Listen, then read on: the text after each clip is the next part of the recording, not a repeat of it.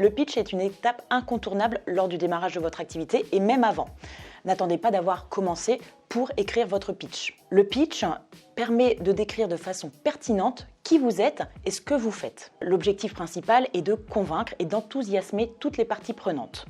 C'est-à-dire lorsque vous êtes en entretien avec un client ou un prospect, lorsque vous êtes dans une phase de levée de fonds vis-à-vis de vos investisseurs ou d'un banquier, ou même un entretien d'embauche avec l'un de vos futurs collaborateurs, vous devez préparer et rédiger en amont votre pitch.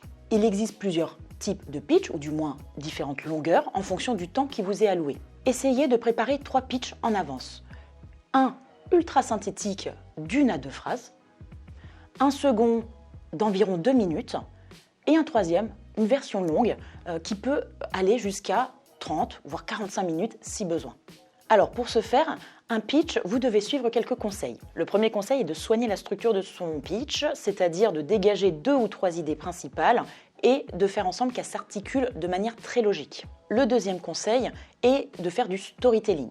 Alors, le storytelling, c'est une façon finalement de raconter une histoire, d'intégrer des éléments d'ordre personnel à ce pitch, car retenez que les gens en face de vous vont justement, eux, retenir les histoires. Donc c'est intéressant d'humaniser votre discours. Troisième conseil, prenez des exemples concrets. Ne restez pas dans la théorie. Autre conseil, n'utilisez pas un jargon trop technique.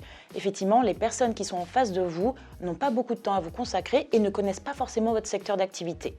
Si vous sentez obligé d'utiliser un certain vocabulaire plus technique, faites-le avec parcimonie et surtout expliquez les termes dans la foulée. L'idée, c'est que votre interlocuteur, à terme, puisse vous recommander, donc il faut qu'il puisse comprendre de manière très simple et rapide quel est votre pitch et quels sont vos objectifs. Enfin, dernier conseil, restez spontané. Faites-vous plaisir, il faut que cela reste un exercice très naturel. C'est pour ça qu'il faut énormément le préparer en amont. Plus vous rédigez, plus vous le travaillez à l'oral chez vous, plus vous serez aussi à l'aise en face de n'importe quel interlocuteur. Mais l'idée, retenez qu'il faut rester dans un contexte conversationnel. Et enfin, le meilleur moyen d'apprendre à pitcher efficacement, c'est encore de pratiquer. Alors à vous de jouer.